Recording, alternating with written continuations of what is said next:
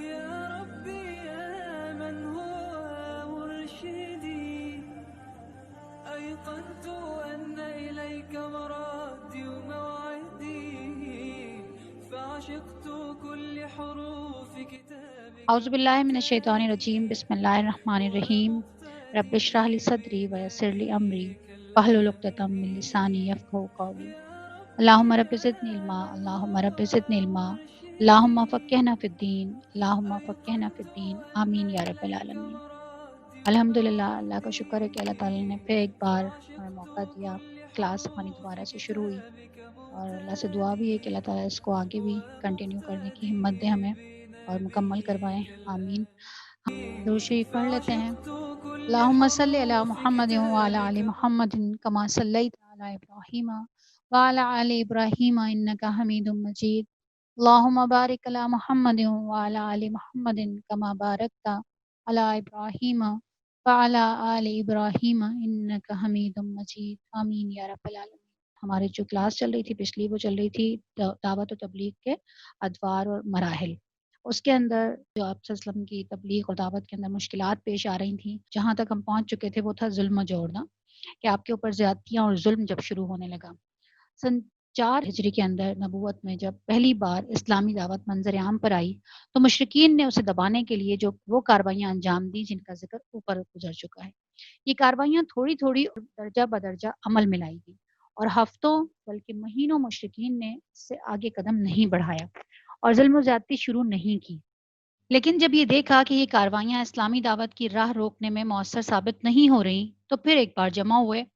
اور 25 سرداران قریش کی ایک کمیٹی تشکیل دی، جس کا سربراہ رسول اللہ صلی اللہ علیہ وسلم کا چچا ابو لہب تھا۔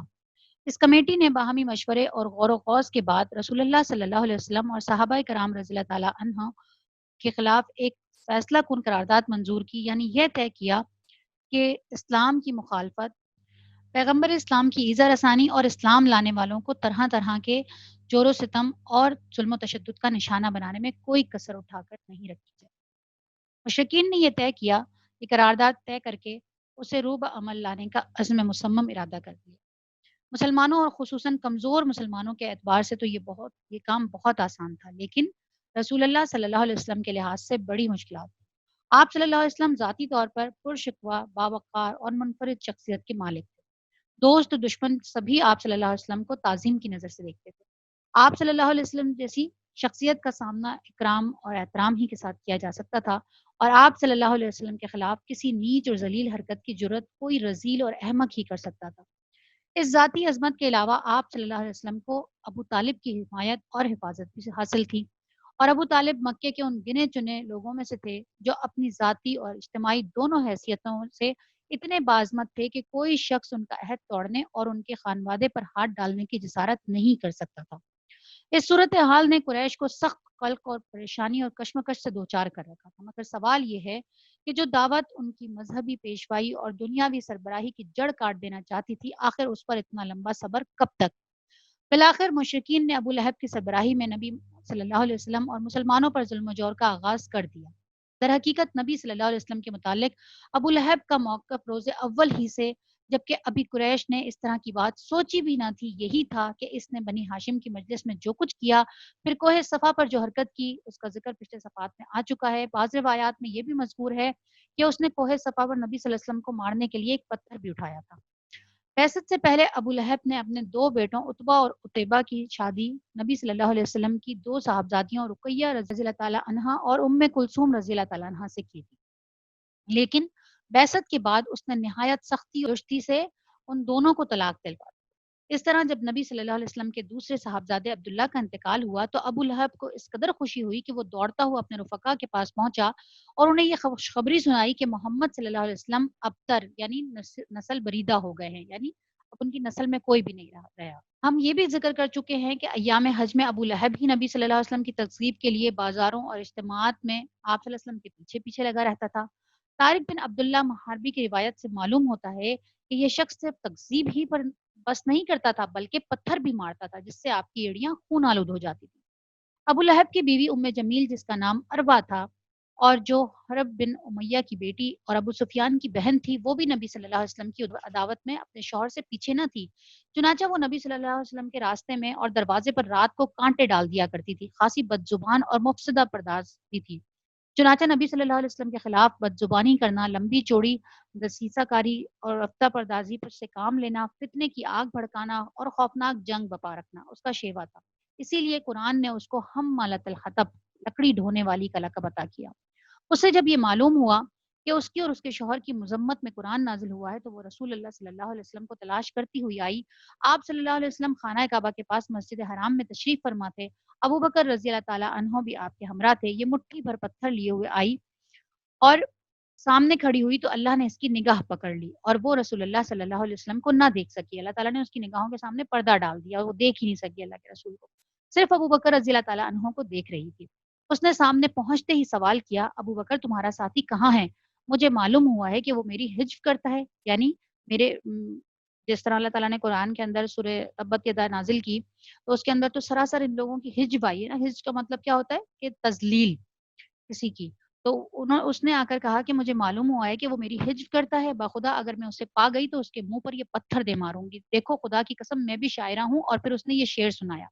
ہم نے مزمم کی نافرمانی کی، اس کے امر کو تسلیم نہیں کیا اور اس کے دین کو نفرت اور حقارت سے چھوڑ دیا۔ اس نے یہ اشعار پڑھے عربی کے اندر جن کا ترجمہ یہ ہے۔ اس کے بعد وہ واپس چلی گئی۔ ابو بکر رضی اللہ تعالیٰ عنہ نے کہا، یا رسول اللہ صلی اللہ علیہ وسلم کیا آپ اس کو نظر نہیں آئے، یعنی اس نے آپ کو نہیں دیکھا؟ آپ نے فرمایا صلی اللہ علیہ وسلم نے کہ نہیں، اس نے مجھے نہیں دیکھا، اللہ نے اس کی نگاہ پکڑ لی تھی۔ ابو بکر بزار نے یہ بھی واقعہ روایت کیا ہے کہ اور اس میں اتنا مزید اضافہ کیا ہے کہ جب وہ ابو بکر رضی اللہ تعالیٰ عنہ کے پاس کھڑی تھی تو اس نے یہ بھی کہا کہ ابو بکر تمہارے ساتھی نے ہماری حجب کی ہے۔ ابو بکر رضی اللہ تعالیٰ عنہ نے کہا نہیں، اس عمارت کے رب کی قسم، نہ وہ شعر کہتے ہیں نہ اسے زبان پر لاتے ہیں۔ اس نے کہا تم سچ کہتے ہو۔ ابو لہب اس کے باوجود یہ ساری حرکتیں کر رہا تھا کہ رسول اللہ صلی اللہ علیہ وسلم کا چچا اور پڑوسی تھا اور اس کا گھر آپ صلی اللہ علیہ وسلم کے گھر کے سے متصل تھا، بالکل ساتھ جڑا ہوا تھا۔ اسی طرح آپ صلی اللہ علیہ وسلم کے دوسرے پڑوسی بھی آپ صلی اللہ علیہ وسلم کے گھر کے اندر آپ کو گھر کے اندر ستاتے تھے۔ ابن اسحاق کا بیان ہے کہ جو گروہ گھر کے اندر رسول اللہ صلی اللہ علیہ وسلم کو اذیت دیا کرتا تھا وہ یہ تھا: ابو لہب، حکم بن ابی العاص بن امیہ، عقبہ بن ابی معیط، عدی بن حمر الثقفی، ابن الاسد، حزلی، اور یہ سب کے سب آپ صلی اللہ علیہ وسلم کے پڑوسی تھے۔ اور ان میں سے حکم بن ابی العاص کے علاوہ کوئی بھی مسلمان نہ ہوا۔ ان کے ستانے کا طریقہ یہ تھا کہ جب آپ صلی اللہ علیہ وسلم نماز پڑھتے تو کوئی شخص بکری کی بچہ دانی اس طرح ٹکا کر پھینکتا کہ وہ ٹھیک آپ صلی اللہ علیہ وسلم کے اوپر گرتی۔ چولہے پر ہانڈی چڑھائی جاتی تو بچہ دانی اس طرح پھینکتے کہ سیدھی ہانڈی میں جا گرتی۔ آپ صلی اللہ علیہ وسلم نے مجبور ہو کر ایک گھروندا بنا لیا تاکہ نماز پڑھتے ہوئے ان سے بچ سکے، یعنی آڑسی بنا لی ایک دیوار سی۔ بہرحال جب آپ صلی اللہ علیہ وسلم پر یہ گندگی پھینکی جاتی تو آپ صلی اللہ علیہ وسلم اسے لکڑی سے لے کر نکلتے اور دروازے پر کھڑے ہو کے فرماتے، اے بنی عبد مناف، یہ کیسی ہمسائیگی ہے، اور پھر اسے راستے میں ڈال دیتے۔ عقبہ بن ابی معیط بن اپنی بدبختی اور خباثت میں اور بھی بڑھا ہوا تھا۔ چنانچہ صحیح بخاری میں حضرت عبداللہ بن مسعود رضی اللہ تعالیٰ عنہ سے مروی ہے کہ نبی صلی اللہ علیہ وسلم بیت اللہ کے پاس نماز پڑھ رہے تھے اور ابو جہل اور اس کے کچھ رفقا بیٹھے ہوئے تھے کہ اتنے میں باز نے باز سے کہا، کون ہے جو بنی فلاں کے اونٹ کی اوجڑی لائے اور محمد صلی اللہ علیہ وسلم سجدہ کریں تو ان کی پیٹھ پر ڈال دے۔ اس پر قوم کا بدبخت ترین آدمی عقبہ بن ابی معیط اٹھا اور اوج لا کر انتظار کرنے لگا۔ نبی صلی اللہ علیہ وسلم سجدے میں تشریف لے گئے تو اسے آپ صلی اللہ علیہ وسلم کی پیٹھ پر دونوں کندھوں کے درمیان ڈال دیا۔ میں سارا ماجرا دیکھ رہا تھا مگر کچھ کر نہیں سکتا تھا، کاش میرے اندر بچانے کی طاقت ہوتی۔ حضرت ابن مسعود رضی اللہ تعالیٰ عنہ فرماتے ہیں کہ اس کے بعد وہ ہنسی کے مارے ایک دوسرے پر گرنے لگے اور رسول اللہ صلی اللہ علیہ وسلم سجدے ہی میں پڑے رہے، سر نہ اٹھایا، یہاں تک کہ فاطمہ رضی اللہ تعالیٰ عنہ آئیں اور آپ کی پیٹھ سے اوج اٹھا کر پھینکی، تب آپ صلی اللہ علیہ وسلم نے سر اٹھایا، پھر 3 مرتبہ فرمایا کہ اللہ تو قریش کو پکڑ لے، اللہم علیک بقریش۔ 3 مرتبہ یہ بددعا دی آپ نے۔ جب آپ صلی اللہ علیہ وسلم نے یہ بددعا دی تو ان پر بہت گراں گزری، کیونکہ ان کا عقیدہ تھا کہ اس شہر میں دعائیں قبول کی جاتی ہیں۔ اس کے بعد آپ نے نام لے لے کر بددعا کی کہ اے اللہ ابو جہل کو پکڑ لے اور عتبہ بن ربیعہ اور شیبہ بن ربیعہ، ولید بن عتبہ، امیہ بن خلف اور عقبہ بن ابی معیط کو پکڑ لے۔ انہوں نے 7ویں کا بھی نام گنایا لیکن راوی کو یاد نہ رہا۔ ابن مسعود رضی اللہ تعالیٰ عنہ فرماتے ہیں کہ اس ذات کی قسم کے قبضے میں میری جان ہے، میں نے دیکھا کہ جن لوگوں کے نام رسول اللہ صلی اللہ علیہ وسلم نے گن گن کر لیے تھے سب کے سب بدر کے کنویں میں مقتول پڑے ہوئے تھے، یعنی ان سب کا انجام بدر کے اندر بہت برا ہوا۔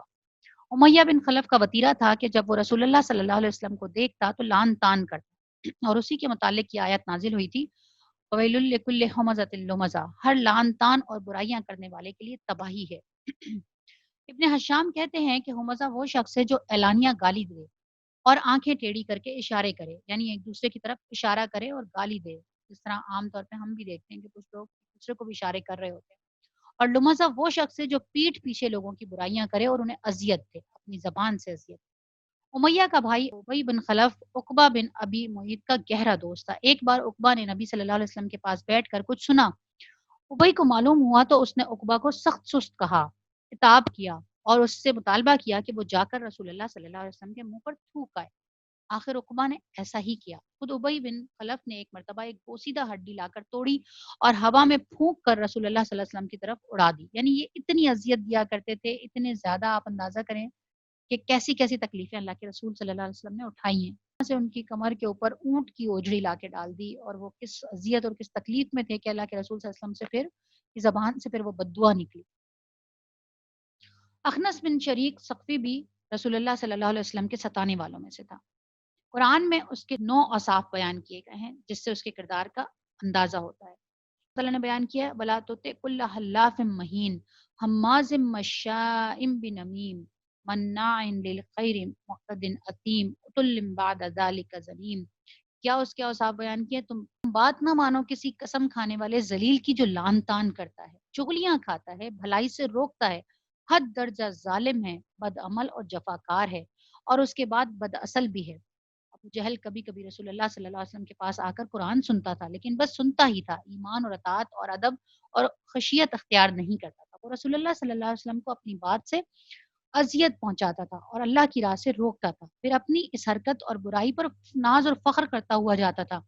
کہ مطلب فخر کرتا ہوا جاتا تھا گویا اس نے کوئی قابل ذکر کارنامہ انجام دے دیا ہے۔ قرآن مجید کی یہ آیات اسی شخص کے بارے میں نازل ہوئی ہے۔ کیا کہا اللہ تعالیٰ نے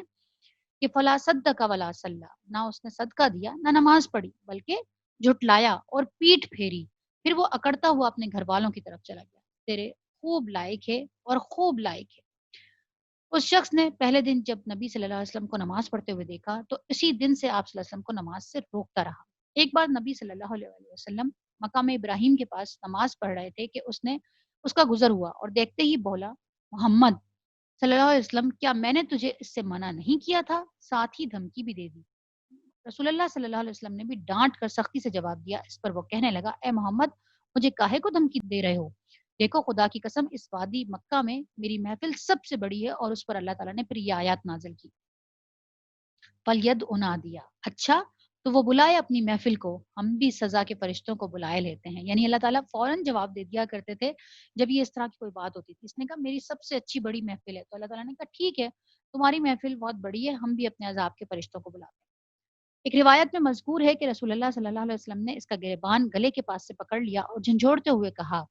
اولا لک فاولا ثم اولا لک فاولا، تیرے لیے بہت ہی موضوع ہے اور تیرے لیے بہت ہی موضوع ہے، یعنی جو سزا تمہیں ملے گی وہ تمہارے لیے بہت موضوع ہے، جو اس کے آگے پیچھے کی آیات ہیں۔ اس پر اللہ کا یہ دشمن کہنے لگا، اے محمد صلی اللہ علیہ وسلم، مجھے دھمکی دے رہے ہو؟ خدا کی قسم تم اور تمہارا پروردگار میرا کچھ نہیں کر سکتے، میں مکہ کی دونوں پہاڑیوں کے درمیان چلنے پھرنے والوں میں سب سے زیادہ معزز ہوں۔ بہرحال اس ڈانٹ کے باوجود ابو جہل اپنی حماقت سے باز آنے والا نہ تھا، بلکہ اس کی بدبختی میں کچھ اور ہی اضافہ ہو گیا۔ چنانچہ صحیح مسلم میں ابو ہریرہ رضی اللہ تعالیٰ عنہ سے مروی ہے کہ ایک بار سرداران قریش سے ابو جہل نے کہا، محمد صلی اللہ علیہ وسلم آپ حضرات کے روبرو اپنا چہرہ خاک آلود کرتا ہے۔ جواب دیا گیا، ہاں۔ کہا، لات اور عزا کی قسم، اگر میں نے اس حالت میں اسے دیکھ لیا، یعنی زمین پہ سجدہ کرتے تھے نا اللہ کے حضور، تو اس نے کہا کہ زمین پہ اپنا چہرہ لگاتا ہے، خاک آلود کرتا ہے، لیکن اگر اس نے میرے سامنے یہ اس حالت میں دیکھ لیا میں نے اسے، تو اس کی گردن رون دوں گا اور اس کا چہرہ مٹی پر رگڑ دوں گا۔ اس کے بعد اس نے رسول اللہ صلی اللہ علیہ وسلم کو نماز پڑھتے ہوئے دیکھ لیا اور اس زوم میں چلا کہ آپ کی گردن رون دے گا، لیکن اچانک لوگوں نے دیکھا کہ وہ ایڑی کے بل پلٹ رہا ہے اور دونوں ہاتھوں سے بچاؤ کر رہا ہے۔ لوگوں نے کہا، ابو الحکم تمہیں کیا ہوا ہے؟ اس نے کہا، میرے اور اس کے درمیان آگ کی ایک خندق ہے، ہولناکیاں ہیں اور پر ہیں۔ رسول اللہ صلی اللہ علیہ وسلم نے فرمایا، اگر وہ میرے قریب آتا تو فرشتے اس کا ایک ایک عضو کچک لیتے، یعنی جب وہ اللہ کے رسول صلی اللہ علیہ وسلم کے قریب جانے لگا تو اللہ نے فرشتوں کو بھیج دیا، اور فرشتے اتنے خوفناک انداز میں اس کے قریب آئے کہ وہ ڈر کے پیچھے ہونے لگا۔ جور و ستم کی یہ کاروائیاں نبی صلی اللہ علیہ وسلم کے ساتھ ہو رہی تھیں، اور عوام و خاص کے نفوس میں آپ صلی اللہ علیہ وسلم کی منفرد شخصیت کا جو وقار اور احترام تھا، اور آپ صلی اللہ علیہ وآلہ وسلم کو مکے کے سب سے محترم اور عظیم انسان ابو طالب کی جو حمایت اور حفاظت حاصل تھی، اس کے باوجود ہو رہی تھی۔ جو کچھ بھی ہو رہا تھا اس کے باوجود یہ ساری کاروائیاں ہو رہی تھیں۔ باقی رہی وہ کاروائیاں جو مسلمانوں اور خصوصاً ان میں سے کمزور افراد کو ایذا رسانی کے لیے کی جا رہی تھیں، تو وہ کچھ زیادہ ہی سنگین اور تلخ تھیں، اور ہر قبیلہ اپنے مسلمان ہونے والے افراد کو طرح طرح کی سزائیں دے رہا تھا، اور جس شخص کا کوئی قبیلہ نہ تھا ان پر اوباشوں اور سرداروں نے ایسے ایسے جور و ستم روا رکھے تھے کہ جنہیں سن کر مضبوط انسان کا دل بھی بے چینی سے تڑپنے لگتا ہے۔ ابو جہل جب کسی معزز اور طاقتور آدمی کے مسلمان ہونے کی خبر سنتا تو اسے برا بھلا کہتا، ذلیل اور رسوا کرتا، مال اور جا کو سخت خسارے سے دوچار کرنے کی دھمکیاں دیتا، اور اگر کوئی کمزور آدمی مسلمان ہوتا تو اسے مارتا اور دوسروں کو بھی برانگیختہ کرتا، یعنی غصہ دلاتا، دوسروں کو بھی اور زیادہ غصہ دلاتا کہ وہ اس پر ظلم کریں۔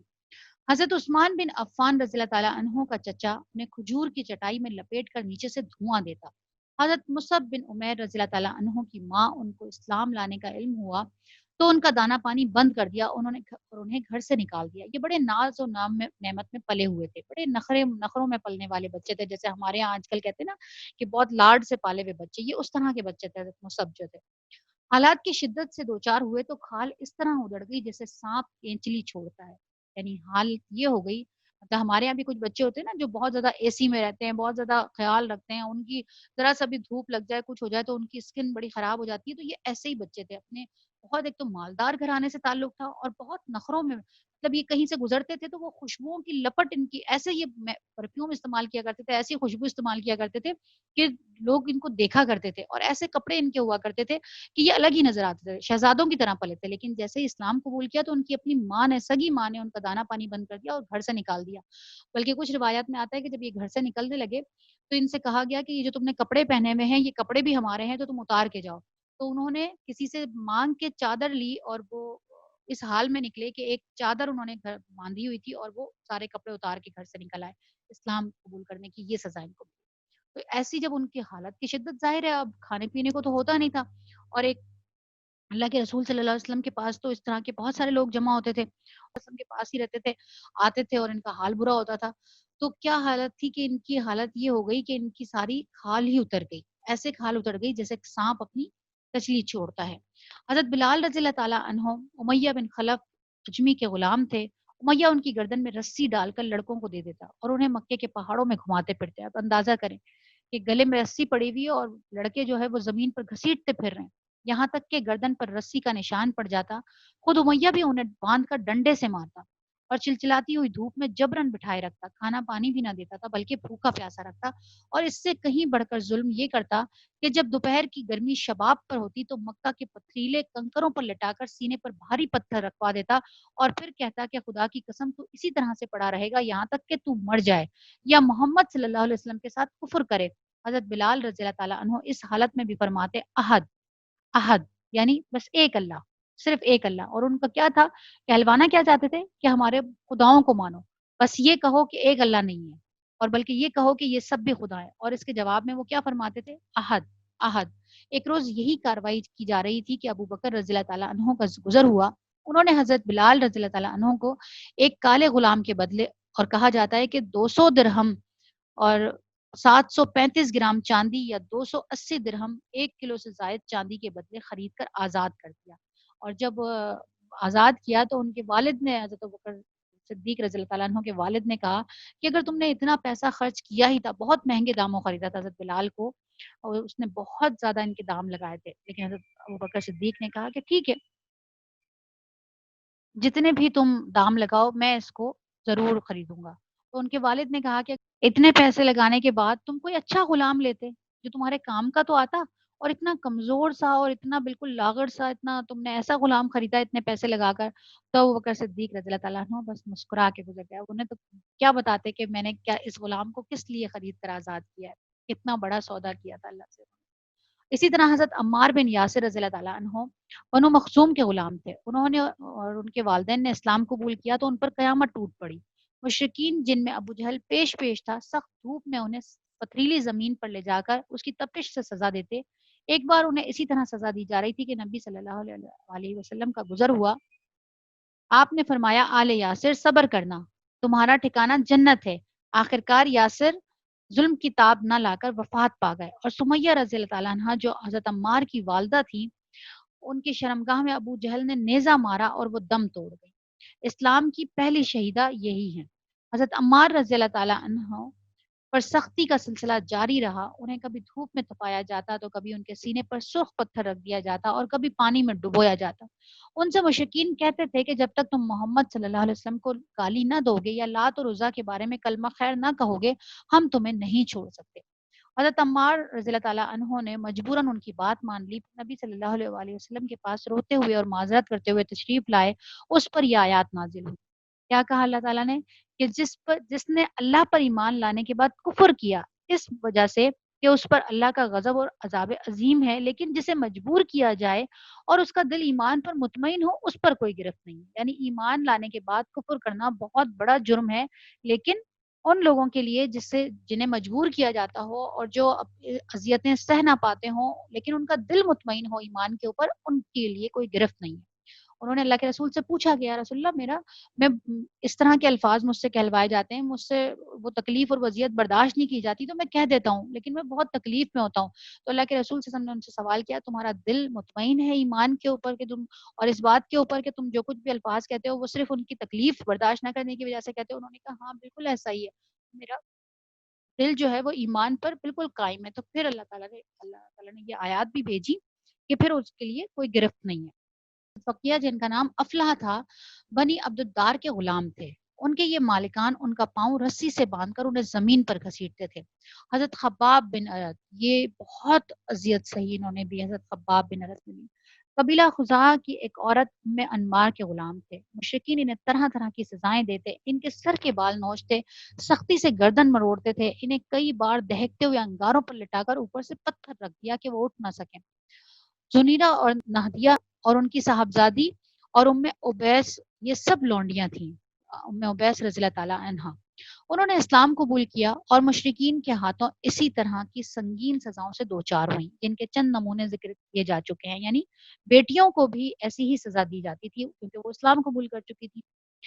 قبیلہ بنی عدی کے ایک خانوادے بنی مومل کی ایک لونڈی مسلمان ہوئی تو انہیں حضرت عمر بن خطاب جو بنی عدی سے تعلق رکھتے تھے اور ابھی مسلمان نہیں ہوئے تھے اس قدر مارتے تھے کہ مارتے مارتے خود تھک جاتے اور اس کے بعد کہتے تھے کہ میں نے تجھے کسی مرفت کی وجہ سے نہیں بلکہ محض تھک جانے کی وجہ سے چھوڑا ہے. آخرکار حضرت ابوبکر رضی اللہ تعالیٰ عنہ نے حضرت بلال رضی اللہ تعالیٰ عنہ اور عامر بن فہیرہ کی طرح ان لونڈیوں کو بھی خرید کر آزاد کر دیا. حضرت ابوبکر صدیق نے بہت جو لوگ مسلمان ہوتے تھے ان کی کوشش یہ ہوتی تھی کہ جو غلام ہیں ان کو خرید کر آزاد کر دیں کہ کم از کم ان کے اوپر یہ ظلم و ستم ان کے جو مالکان ہیں جو کرتے ہیں اس سے وہ بچ جائے. مشرکین نے سزا کی ایک شکل یہ بھی اختیار کی تھی کہ بعض صحابہ رضی اللہ تعالیٰ عنہ کو اونٹ اور گائے کی کچی کچھال میں لپیٹ کر دھوپ میں ڈال دیتے اور بعض کو لوہے کی زرہ پہنا کر جلتے ہوئے پتھر پر لٹا دیتے تھے. در حقیقت اللہ کی راہ میں ظلم و جور کا نشانہ بننے والوں کی فہرست بڑی لمبی ہے اور بڑی تکلیف دہ بھی. حالت تو یہ تھی کہ جس کسی کے مسلمان ہونے کا پتہ چل جاتا تھا مشرکین اس کے در پہ آزار ہو جاتے تھے. یہ حالت تھی. یہ سوچیں کہ ہم آج جس دور میں گزر رہے ہیں، ہم آج جس دن حالات میں رہ رہے ہیں، ذرا اندازہ کریں کہ ہمارا ایمان پر چلنا، ہمارا احکامات پر عمل کرنا، ہمارا ایمان پر قائم رہنا آسان ہے یا ان لوگوں کے لیے. سوچیں ذرا، ہم سوچیں کہ ہمارا ایمان کس لیول کا ہے اور کتنی سہولیات ہمیں میسر ہیں، اس کے باوجود ہم ایمان کے کس لیول پر ہیں اور ان کا ایمان کیسا تھا کہ ان کو اتنی اذیتیں دی جاتی تھی اس کے باوجود یہ ایک لفظ نہیں کہتے تھے. حضرت بلال رضی اللہ عنہ صرف ایک ہی لفظ کہے جاتے تھے احد احد کہ بس اللہ ایک ہے، اس کے علاوہ کوئی. اور پھر اللہ نے پھر اس کا صلہ بھی تو دیکھیں نا کیا دیا کہ اللہ کے رسول صلی اللہ علیہ وسلم فرماتے ہیں کہ معراج کی رات میں جب جنت کی طرف لے کے جایا گیا تو مجھے کسی کے چلنے کی آواز آئی تو میں نے جبریل سے پوچھا کہ یہ کس کے چلنے کی آواز آ رہی ہے؟ بلال. اللہ کے رسول صلی اللہ علیہ وسلم زمین پر آ کر پوچھتے ہیں کہ بلال ایسا کون سا عمل کرتے ہو کہ تم چلتے ہو زمین پر تو تمہاری آواز آتی ہے جنت کے اندر، تمہارے قدموں کی آواز سنائی دیتی ہے۔ تو آپ دیکھیں کہ پھر اللہ تعالیٰ ان کی قربانیوں کو ضائع تو نہیں کرتا نا، اللہ تعالیٰ ان کے ظلم و ستم کو سہنے کو کیسے قدر کرتا ہے اور ان کو کیا کیا پیارا صلہ دیتا ہے اللہ تعالیٰ ان کو۔ دار ارقم، ان ستم رانیوں کے مقابل حکمت کا تقاضا یہ تھا کہ رسول اللہ صلی اللہ علیہ وسلم مسلمانوں کو قولاً اور عملاً دونوں طرح اسلام کے اظہار سے روک دیں اور ان کے ساتھ خفیہ طریقے پر اکٹھے ہوں، کیونکہ اب یہ کھلم کھلا بات کریں گے تبلیغ تو لوگ تو ان کے اوپر ٹوٹ پڑیں گے۔ تو اس کا پھر یہ حل نکالا کہ بھئی اب خاموشی سے خفیہ طریقے سے اپنی تبلیغ جاری رکھیں، تبلیغ تو نہیں چھوڑ سکتے، عمل تو نہیں چھوڑ سکتے، لیکن اب اس کے لیے کھلم کھلا اظہار کو روک کر خاموشی سے تبلیغ جاری رکھی۔ اور وہ جگہ کون سی تھی؟ کیونکہ اگر آپ صلی اللہ علیہ وسلم ان کے ساتھ کھلم کھلا اکٹھے ہوتے تو مشرکین آپ صلی اللہ علیہ وسلم کے تزکیہ نفس اور تعلیم کتاب اور حکمت کے کام میں یقیناً رکاوٹ ڈالتے اور اس کے نتیجے میں فریقین کے درمیان تصادم ہو سکتا تھا، بلکہ عملاً نبوت کے چوتھے سال میں ہو بھی چکا تھا، جس کی تفصیل یہ ہے کہ صحابہ کرام گھاٹیوں میں اکٹھے ہو کر نماز پڑھا کرتے تھے۔ ایک بار کفار قریش کے کچھ لوگوں نے دیکھ لیا تو گالم گلوچ اور لڑائی جھگڑے پر اتر آئے۔ جواباً حضرت سعد بن ابی وقاص رضی اللہ تعالیٰ عنہ نے ایک شخص کو ایسی ضرب لگائی کہ اس کا خون بہہ پڑا، اور یہ پہلا خون تھا جو اسلام میں بہایا گیا، یعنی انہوں نے بھی جواباً ضرب لگائی تو اس کافر کا خون نکل پڑا۔ آپس میں یعنی ایک تصادم والی کیفیت سے اللہ کے رسول صلی اللہ علیہ وسلم بچنا چاہ رہے تھے نا۔ یہ واضح ہی ہے کہ اگر اس طرح کا ٹکراؤ بار بار ہوتا اور طول پکڑ جاتا تو مسلمانوں کے خاتمے کی نوبت آ سکتی تھی، کیونکہ تھوڑے سے ہی لوگ تھے، ابھی تو اتنے لوگ تھے ہی نہیں، اور اس طرح کے تصادم ہوتا تو ختم ہی ہو جاتے وہ تھوڑے سے لوگ، تو مکہ میں تو اکثریت مشرکین کی تھی۔ لہٰذا حکمت کا تقاضا یہی تھا کہ کام پس پردہ رہ کر کیا جائے، چنانچہ عام صحابہ کرام اپنا اسلام، اپنی عبادت، اپنی تبلیغ اور اپنے باہمی اجتماعات کو بس کچھ پس پردہ کرتے تھے۔ البتہ رسول اللہ صلی اللہ علیہ وسلم تبلیغ کا کام بھی مشرکین کے روبرو کھلم کھلا انجام دیتے تھے، اور عبادت کا کام بھی، کوئی چیز بھی آپ صلی اللہ علیہ وسلم کو اس سے روک نہیں سکتی تھی۔ تاہم آپ بھی مسلمانوں کے ساتھ خود ان کی مصلحت کے پیش نظر خفیہ طور پر جمع ہوتے تھے۔ ادھر ارقم بن ابی ارقم مخزومی رضی اللہ تعالیٰ عنہ کا مکان کوہ صفا پر سرکشوں کی نگاہوں اور ان کی مجلسوں سے دور الگ تھلگ واقع تھا، اس لیے آپ نے نبوت کے 5ویں سال سے اسی مکان کو اپنی دعوت اور مسلمانوں کے ساتھ اپنے اجتماع کا مرکز بنا دیا۔ یہی پھر مسلمانوں کی پہلی عبادت گاہ، پہلی درس گاہ کہلائی نا، دار ارقم۔ پہلی ہجرت حبشہ، جور و ستم کا مذکورہ سلسلہ نبوت کے چوتھے سال کے درمیان یا آخر میں شروع ہوا تھا، اور ابتدا معمولی تھا مگر دن بدن اور ماہ بماہ بڑھتا گیا، یہاں تک کہ نبوت کے 5ویں سال کے وسط آتے آتے اپنے شباب کو پہنچ گیا، حتیٰ کہ مسلمانوں کے لیے مکہ میں رہنا دوبھر ہو گیا اور انہیں ان پہم ستم رانیوں سے نجات کی تدبیر سوچنے کے لیے مجبور ہو جانا پڑا۔ انہی سنگین اور تاریک حالات میں سورۃ کہف نازل ہوئی۔ یہ اصلاً تو مشرکین کے پیش کردہ سوالات کے جواب میں تھی، لیکن اس میں جو 3 واقعات بیان کیے گئے ان واقعات میں اللہ تعالیٰ کی طرف سے اپنے مومن بندوں کے لیے مستقبل کے بارے میں نہایت بلیغ اشارات تھے۔ چنانچہ اصحاب کہف کے واقعے میں یہ درس موجود ہے کہ جب دین اور ایمان خطرے میں ہو تو کفر و ظلم کے مراکز سے ہجرت کر کے تن بتقدیر نکل جانا چاہیے۔ ارشاد ہے، کیا ارشاد کیا اللہ تعالیٰ نے سورہ کہف کے اندر؟ اور جب تم ان سے اور اللہ کے سوا ان کے دوسرے معبودوں سے الگ ہو گئے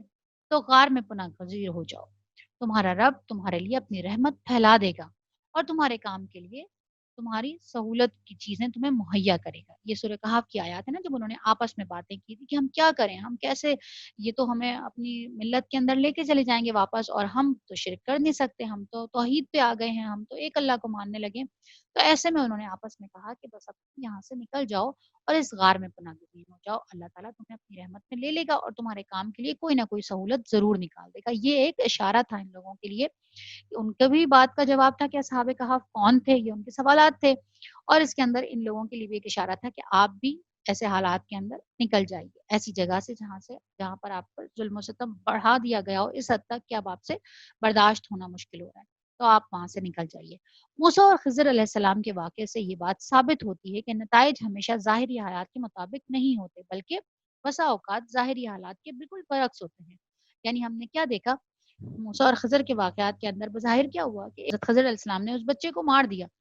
بظاہر کیا تھا، اتنا بڑا نقصان تھا، ماں باپ کے لیے تو اس سے بڑی کوئی تکلیف ہے ہی نہیں کہ ان کی اولاد کی موت ہو جائے ان کے آنکھوں کے سامنے، لیکن اس کے پیچھے کیا چیز تھی؟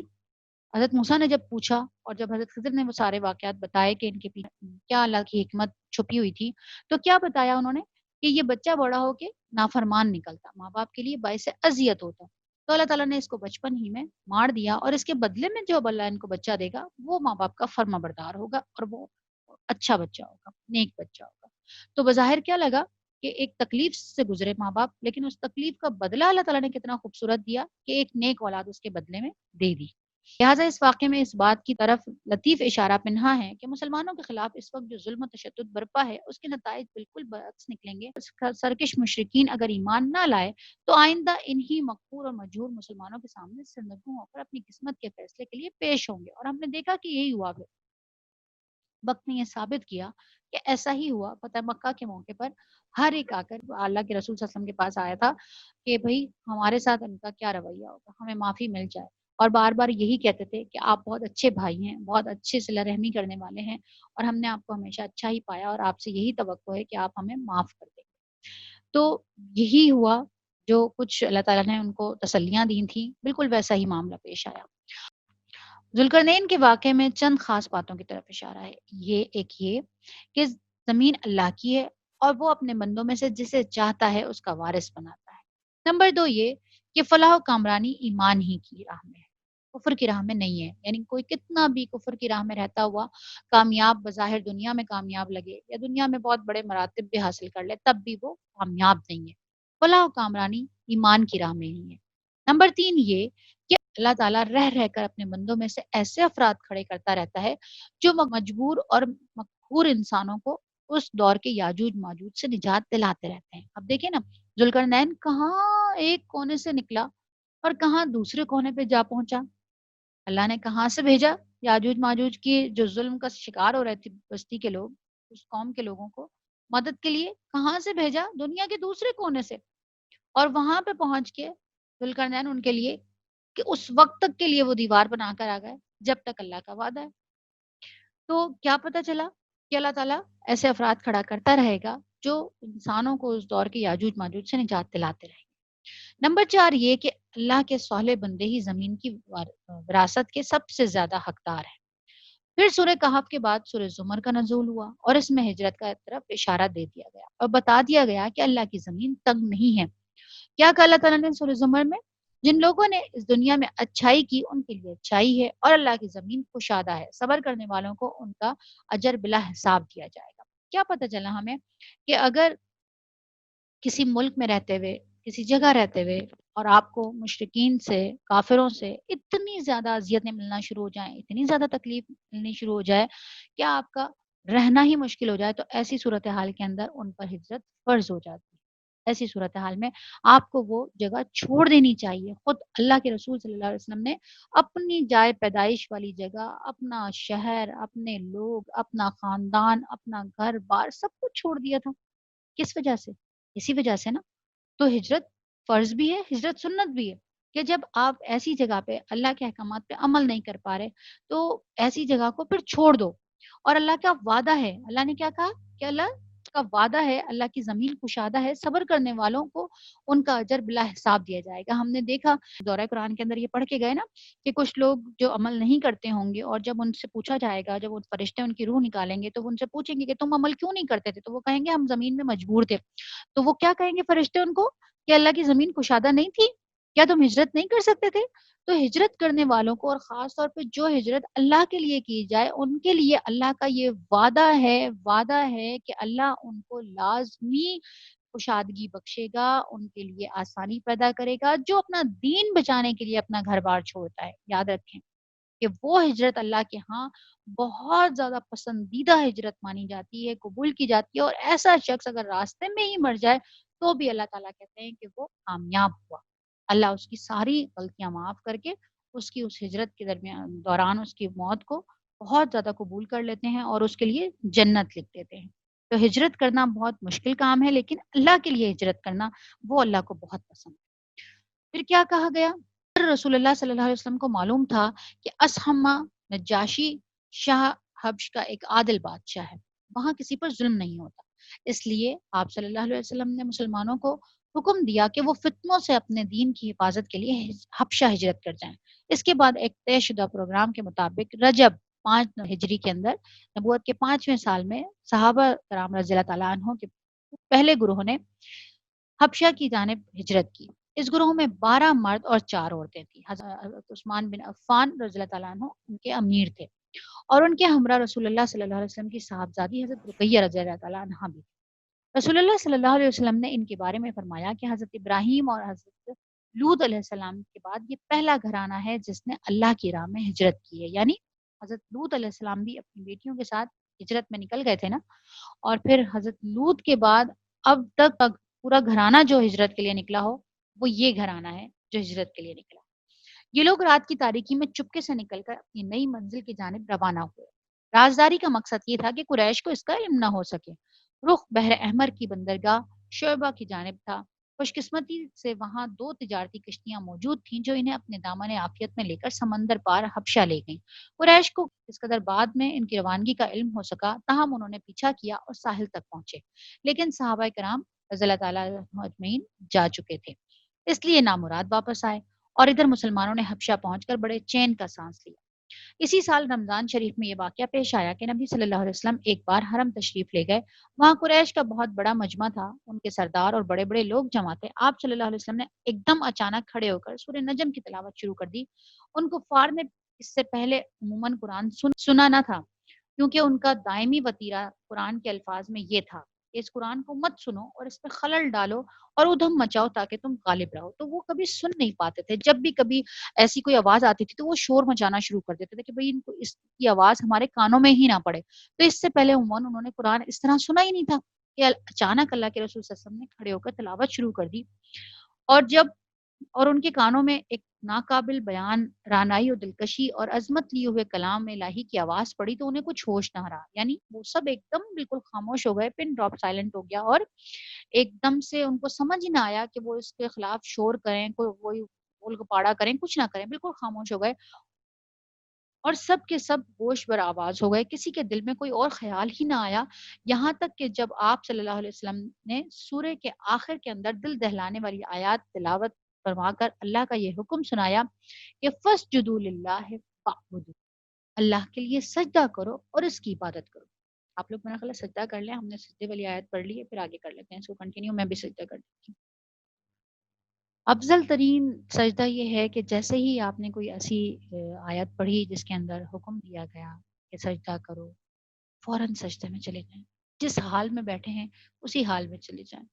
کرسی پہ بیٹھے ہیں، گود میں کشن رکھا ہے، ہاتھ میں کتاب ہے، جس حال میں ہے اس حال میں چلے جائیں۔ اللہ کو سب سے پسندیدہ ترین یہ حالت لگتی ہے۔ یہ حکم دیا تو وہ لوگ تو سارے بالکل مبہوت ہو کے سن رہے تھے، انہیں تو ہوش ہی نہیں تھا بالکل بھی، اور اس کے ساتھ ہی انہوں نے اللہ کے رسول صلی اللہ علیہ وسلم نے فوراً سجدہ بھی کر لیا، کیونکہ اللہ کے رسول تو فوری سجدہ کیا کرتے تھے۔ تو کسی کو بھی اپنے اوپر قابو نہ رہا اور سب کے سب سجدے میں گر پڑے، یعنی وہ جو مشرکین تھے، کافر جو بیٹھے ہوئے تھے سارے کے سارے، وہ سارے کے سارے سجدے میں چلے گئے۔ اور حقیقت یہ ہے کہ اس موقع پر حق کی رانائی اور جلال نے متکبرین اور مستہزئین کی ہٹ درمی کا پردہ چاک کر دیا، اس لیے کہ انہیں اپنے آپ پر کوئی قابو ہی نہیں رہ گیا تھا اور وہ بے اختیار سجدے میں گر پڑے۔ بعد میں جب انہیں احساس ہوا کہ کلام الہی کی جلال نے ان کی لگام موڑ دی اور وہ ٹھیک وہی کام کر بیٹھے جسے مٹانے اور ختم کرنے کے لیے انہوں نے ایڑی سے چوٹی تک کا زور لگا رکھا تھا، اور اس کے ساتھ ہی اس واقعے نے غیر موجود مشرکین نے، جو لوگ وہاں موجود نہیں تھے مشرکین، جب انہیں پتہ چلا کہ یہ لوگ اس طرح سجدے میں چلے گئے تھے تو ہر طرف سے لوگوں نے ان کے اوپر عتاب اور ملامت شروع کر دی۔ تو پھر اس کے بعد ان کے ہاتھوں کے طوطے اڑ گئے، انہوں نے اپنی جان چھڑانے کے لیے رسول اللہ صلی اللہ علیہ وسلم پر یہ افتراء پردازی شروع کی اور یہ جھوٹ گھڑا کہ آپ صلی اللہ علیہ وسلم نے ان کے بتوں کا ذکر عزت اور احترام کے ساتھ کرتے ہوئے یہ کہا تھا، کیونکہ قرآن کے اندر یہ آیت بھی ساتھ ہی آئی تھی اس کے اندر کہ یہ بلند پایا دیویاں ہیں، یہ لوگ یہ کہتے ہیں، اللہ نے قرآن میں کیا کہا، اس صورت کے اندر یہ ذکر تھا کہ یہ لوگ یہ کہتے ہیں کہ یہ بلند پایا دیویاں ہیں اور ان سے شفاعت کی امید کی جاتی ہے۔ اللہ نے ان کی بات دہرائی تھی، تو انہوں نے اس کو گھڑ لیا کہ کیونکہ محمد نے ہماری دیویوں کی بہت بلند پایا بات کی تھی، ان کا بڑا عزت اور احترام سے نام لیا تھا، تو اس لیے ہم سجدے میں گئے تھے، یعنی انہوں نے یہ بات بنائی کہ یہ جھوٹ تھا، جو سرین جھوٹ تھا اور محض اس لیے گھڑ لیا گیا تھا تاکہ نبی صلی اللہ علیہ وسلم کے ساتھ سجدہ کرنے کی جو غلطی ان سے ہو گئی تھی اس کے لیے ایک معقول عذر پیش کیا جا سکے۔ اور ظاہر ہے کہ جو لوگ نبی صلی اللہ علیہ وسلم پر ہمیشہ جھوٹ گھڑتے اور آپ صلی اللہ علیہ وسلم کے خلاف ہمیشہ ریسا کاری اور افتہ پرسازی کرتے رہے تھے، وہ اپنا دامن بچانے کے لیے اس طرح کا جھوٹ کیوں نہ گھڑتے۔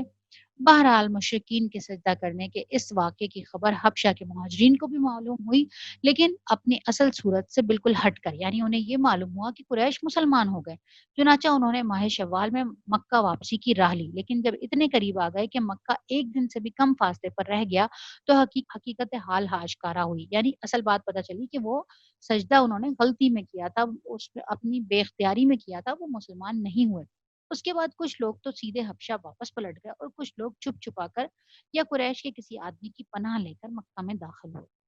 یعنی جب آپ کسی کی پناہ لے کر داخل ہوتے ہیں تو پھر اس کو کوئی دوسرا اذیت نہیں پہنچا سکتا۔ یہ وہاں پہ اس وقت ایک رائج تھا۔ دوسری ہجرت حبشہ، اس کے بعد ان مہاجرین پر خصوصاً اور مسلمانوں پر عموماً قریش کا ظلم و تشدد اور جور و ستم بڑھتا گیا، اور ان کے خاندان والوں نے انہیں خوب ستایا، کیونکہ قریش کو ان کے ساتھ نجاشی کے حسن سلوک کی جو خبر ملی تھی وہ اس پر نہایت چی بچی تھے۔ ان کو سمجھ نہیں آتی تھی کہ ان کو کیسے واپس لے کر آئیں، تو اب جو لوگ یہاں پہ رہ گئے ان پر ظلم و ستم اور بڑھا دیا۔ ناچار رسول اللہ صلی اللہ علیہ وسلم نے صحابہ کرام رضی اللہ تعالیٰ عنہم کو پھر ہجرت حبشہ کا مشورہ دیا۔ یہ دوسری ہجرت، لیکن یہ دوسری ہجرت پہلی ہجرت کے مقابلے میں اپنے دامن میں زیادہ مشکلات لیے ہوئے تھی، کیونکہ اب کی بار قریش پہلے سے ہی چوکنا تھے اور ایسی کسی کوشش کو ناکام بنانے کا تہیہ کیے ہوئے تھے، لیکن مسلمان ان سے کہیں زیادہ مستعد ثابت ہوئے اور اللہ نے ان کے لیے سفر آسان بنا دیا۔ چنانچہ وہ قریش کی گرفت میں آنے سے پہلے ہی شاہ حبش کے پاس پہنچ گئے۔ اس دفعہ کل 82 یا 83 مردوں نے ہجرت کی۔ حضرت عمار کی ہجرت مختلف پہ ہے اور 18 یا 19 عورتیں اس میں شامل تھیں۔ حضرت علامہ منصور پوری نے یقین کے ساتھ عورتوں کی تعداد 18 لکھی ہے۔ مہاجرین حبشہ کے خلاف قریش کی سازش، مشرکین کو سخت قلق تھا کہ مسلمان اپنی جان اور اپنا دین بچا کر ایک پرامن جگہ بھاگ گئے ہیں، لہٰذا انہوں نے عمرو بن عاص اور عبداللہ بن ربیہ جو گہری سوجھ بوجھ کے مالک تھے اور ابھی مسلمان نہیں ہوئے تھے، ایک اہم سفارتی مہم کے لیے منتخب کیا اور دونوں کو نجاشی اور بطریقوں کی خدمت میں پیش کرنے کے لیے بہترین تحفے اور ہدیے دے کر حبش روانہ کر دیا۔ ان دونوں نے پہلے حبش پہنچ کر بطریقوں کو تحائف پیش کیے۔ کون لوگ؟ جو وزراء تھے، جو نیچے کے درباری لوگ تھے، ان کے لیے بہت سارے تحفے تحائف دیے تاکہ ان کو ملا لیں اپنے ساتھ، تاکہ آسانی ہو نجاشی کو اپنے ساتھ ملانے کی۔ پھر انہوں نے اپنے ان دلائل سے آگاہ کیا جن کی بنیاد پر وہ مسلمانوں کو حبش سے نکلوانا چاہتے تھے۔ جب بطریقوں نے اس بات سے اتفاق کر لیا کہ وہ نجاشی کو مسلمانوں کے نکال دینے کا مشورہ دیں گے، تو یہ دونوں نجاشی کے حضور حاضر ہوئے اور تحفے تحائف پیش کر کے اپنا مدعا یوں عرض کیا: اے بادشاہ، آپ کے ملک میں ہمارے کچھ ناسمجھ نوجوان بھاگ آئے ہیں۔ انہوں نے اپنی قوم کا دین چھوڑ دیا ہے، لیکن آپ کے بھی دین میں داخل نہیں ہوئے، بلکہ ایک نیا دین ایجاد کیا ہے جسے نہ ہم جانتے ہیں نہ آپ۔ ہمیں آپ کی خدمت میں انہی کی بابت ان کے والدین، چچاؤں، کنبے کے قبیلے کے عمائدین نے بھیجا ہے۔ یعنی کیا جھوٹ گھڑا انہوں نے آ کر کہ ہمیں ان کے خاندان والوں نے بھیجا ہے، یہ کچھ جو نوجوان ہیں جنہوں نے اپنا دین چھوڑ دیا، اور آپ کا بھی دین نہیں بلکہ ایک نیا ہی دین انہوں نے اختیار کر لیا ہے، تو ہم ان کا خاندان والوں کی طرف سے ان کو واپس لینے کے لیے آئے ہیں۔ مقصد یہ ہے کہ آپ انہیں ان کے پاس واپس بھیج دیں، کیونکہ وہ لوگ ان پر کڑی نگاہ رکھتے ہیں اور ان کی خامی اور عتاب کے اسباب کو بہتر طور پر سمجھتے ہیں۔ جب یہ دونوں اپنا مدعا عرض کر چکے تو بطریقوں نے کہا، جو ملے ہوئے تھے نیچے کے لوگ، انہوں نے کیا کہا: بادشاہ سلامت، یہ دونوں بالکل ٹھیک کہہ رہے ہیں، آپ ان نوجوانوں کو ان دونوں کے حوالے کر دیں، یہ دونوں انہیں ان کی قوم اور ان کے ملک میں واپس پہنچا دیں گے۔ لیکن نجاشی نے سوچا کہ اس قضیے کو گہرائی سے کھنگالنا اور اس کے تمام پہلوؤں کو سننا ضروری ہے، چنانچہ انہوں نے مسلمانوں کو بلا بھیجا۔ مسلمان یہ تہیہ کر کے اس کے دربار میں آئے کہ ہم سچ ہی بولیں گے، خواہ کوئی بھی نتیجہ کچھ بھی نکلے۔ جب مسلمان آ گئے تو نجاشی نے پوچھا: یہ کون سا دین ہے جس کی بنیاد پر تم نے اپنے قوم سے علیحدگی اختیار کر لی ہے، لیکن میرے دین میں بھی تم داخل نہیں ہوئے ہو اور نہ ان ملتوں میں سے ہی کسی کے دین میں داخل ہوئے ہو؟ مسلمانوں کے ترجمان حضرت جعفر بن ابی طالب رضی اللہ تعالیٰ عنہ نے کہا: اے بادشاہ، ہم ایسی قوم سے تھے جو جاہلیت میں مبتلا تھی، ہم بت پوجتے تھے، مردار کھاتے تھے، بدکاریاں کرتے تھے، قرابت داروں سے تعلق توڑتے تھے، ہمسایوں سے بدسلوکی کرتے تھے، اور ہم میں سے طاقتور کمزور کو کھا رہا تھا۔ ہم اسی حالت میں تھے کہ اللہ نے ہم ہی میں سے ایک رسول بھیجا، اس کی آل نسبی، سچائی، امانت اور پاک دامنی ہمیں پہلے سے معلوم تھی۔ اس نے ہمیں اللہ کی طرف بلایا اور سمجھایا کہ ہم صرف ایک اللہ کو مانیں اور اسی کی عبادت کریں، اور اس کے سوا جن پتھروں اور بتوں کو ہمارے باپ دادا پوجتے تھے انہیں چھوڑ دیں۔ اس نے ہمیں سچ بولنے، امانت ادا کرنے، قرابت دار جوڑنے، پڑوسی سے اچھا سلوک کرنے اور حرام کاری اور خون ریزی سے باز رہنے کا حکم دیا، اور فواہش میں ملوث ہونے، جھوٹ بولنے، یتیم کا مال کھانے اور پاک دامن عورتوں پر جھوٹی تہمت لگانے سے منع کیا۔ اس نے ہمیں یہ بھی حکم دیا کہ ہم صرف اللہ کی عبادت کریں اور اس کے ساتھ کسی کو شریک نہ کریں۔ اس نے ہمیں نماز، روزہ اور زکوٰۃ کا حکم دیا۔ اس طرح حضرت جعفر رضی اللہ تعالیٰ عنہ نے اسلام کے کام گنوائے، پھر کہا کہ ہم نے اس پیغمبر کو سچا مانا، اس پر ایمان لائے اور اس کے لائے ہوئے دین خداوندی میں اس کی پیروی کی۔ چنانچہ ہم نے صرف اللہ کی عبادت کی، اس کے ساتھ کسی کو شریک نہیں کیا، اور جن باتوں کو اس پیغمبر صلی اللہ علیہ وسلم نے حرام بتایا انہیں حرام مانا، اور جن کو حلال بتایا انہیں حلال جانا۔ اس پر ہماری قوم ہم سے بگڑ گئی۔ اس نے ہم پر ظلم و ستم کیا اور ہمیں ہمارے دین سے پھیرنے کے لیے فتنے اور سزاؤں سے دوچار کیا، تاکہ ہم اللہ کی عبادت کو چھوڑ کر بت پرستی کی طرف پلٹ جائیں، اور جن گندی چیزوں کو حلال سمجھتے تھے انہیں پھر سے حلال سمجھنے لگے۔ جب انہوں نے ہم پر بہت قہر و ظلم کیا، زمین تنگ کر دی اور ہمارے درمیان اور ہمارے دین کے درمیان روک بن کر کھڑے ہو گئے، تو ہم نے آپ کے ملک کی راہ لی اور دوسروں پر آپ کو ترجیح دیتے ہوئے آپ کی پناہ میں رہنا پسند کیا، اور یہ امید کی کہ اے بادشاہ، آپ کے پاس ہم پر ظلم نہیں کیا جائے گا۔ نجاشی نے کہا، وہ پیغمبر جو کچھ لائے ہیں اس میں سے کچھ تمہارے پاس ہے؟ حضرت جعفر رضی اللہ تعالیٰ عنہ نے کہا، ہاں۔ نجاشی نے کہا، ذرا مجھے بھی پڑھ کر سناؤ۔ حضرت جعفر رضی اللہ تعالیٰ عنہ نے سورہ مریم کی ابتدائی آیات تلاوت فرمائی۔ نجاشی اس قدر رویا کہ اس کی داڑھی تر ہو گئی، اور یہ آیات وہی تھی کہ جس کے اندر حضرت مریم رضی اللہ تعالیٰ عنہ کے پاس جب وہ فرشتہ آتا ہے اور وہ آ کر کہتا ہے کہ اللہ نے تمہیں آپ کے لیے بیٹا دینے کی بشارت دی ہے۔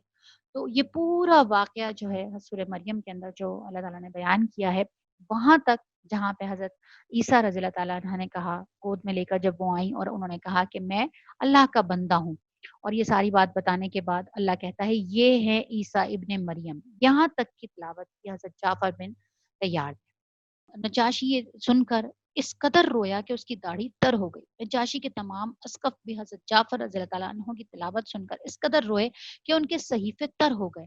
پھر نجاشی نے کہا کہ یہ کلام اور وہ کلام جو حضرت عیسیٰ علیہ السلام لے کر آئے تھے، دونوں ایک ہی شمعدان سے نکلے ہوئے ہیں۔ اس کے بعد نجاشی نے عمرو بن عاص اور عبداللہ بن ربیعہ کو مخاطب کر کے کہا، تم دونوں چلے جاؤ، میں ان لوگوں کو تمہارے حوالے نہیں کر سکتا، اور نہ یہاں ان کے خلاف کوئی چال چلی جا سکتی ہے۔ یعنی نجاشی، کیونکہ اس وقت تک دیکھیں دین کوئی اور تھا نہیں نا، اللہ کے رسول صلی اللہ علیہ وسلم اور حضرت عیسیٰ کے درمیان کوئی اور نبی تو آیا نہیں تھا، تو حضرت عیسیٰ کی ہی تو شریعت چل رہی تھی۔ اب جو نئی شریعت آئی ہے، نیا دین آیا ہے، نیا نبی آیا ہے، تو یہ تو اب فالو ہوگا نا۔ اس وقت تک تو دنیا کے اندر حضرت عیسیٰ ہی کی تعلیمات فالو کی جا رہی تھی، تو جاشی بھی انہی تعلیمات کو فالو کر رہا تھا، اور جو ان کے دربار کے اندر علماء موجود تھے وہ بھی وہ ساری باتیں جانتے تھے۔ تو جب یہ ساری باتیں اللہ کے رسول صلی اللہ علیہ وسلم کے اوپر نازل ہوئی سورہ مریم، اور یہ سورہ مریم وہاں تلاوت کی گئی، تو وہ تو پہچان گئے فوراً کہ یہ حقیقت تو یہی ہے، اور یہ تو ایک ہی شمعدان سے نکلے ہوئے، یعنی ایک ہی چیز ہے، کوئی الگ نہیں ہے۔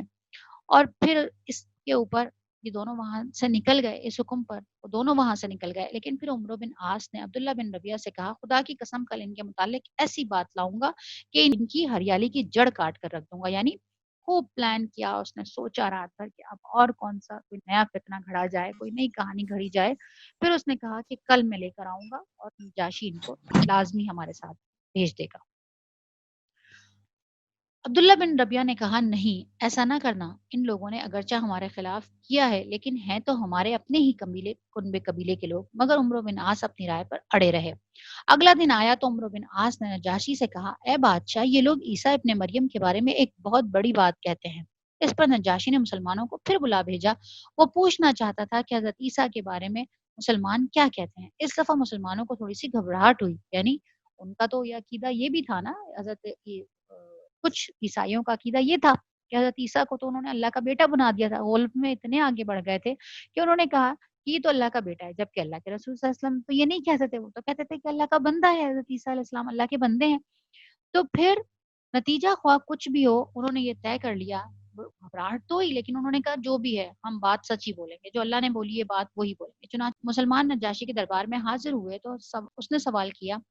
تم لوگوں کا کیا عقیدہ ہے حضرت عیسیٰ کے بارے میں؟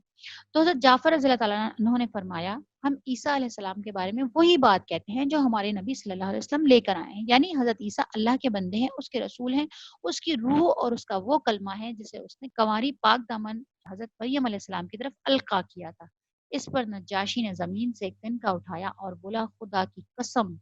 جو کچھ تم نے کہا ہے حضرت عیسیٰ علیہ السلام اس سے اس تنکے کے برابر بھی بڑھ کر نہ تھے، یعنی وہ واقعی اللہ کی طرف سے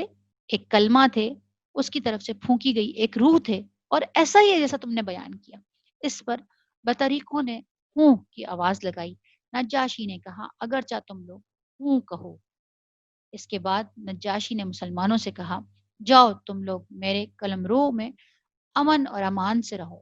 جو تمہیں گالی دے گا اس پر تاوان لگایا جائے گا۔ مجھے گوارا نہیں کہ تم میں سے میں کسی آدمی کو ستاؤں اور اس کے بدلے مجھے سونے کا پہاڑ مل جائے، یعنی میں تمہارے بدلے سونے کا پہاڑ بھی نہیں لوں گا۔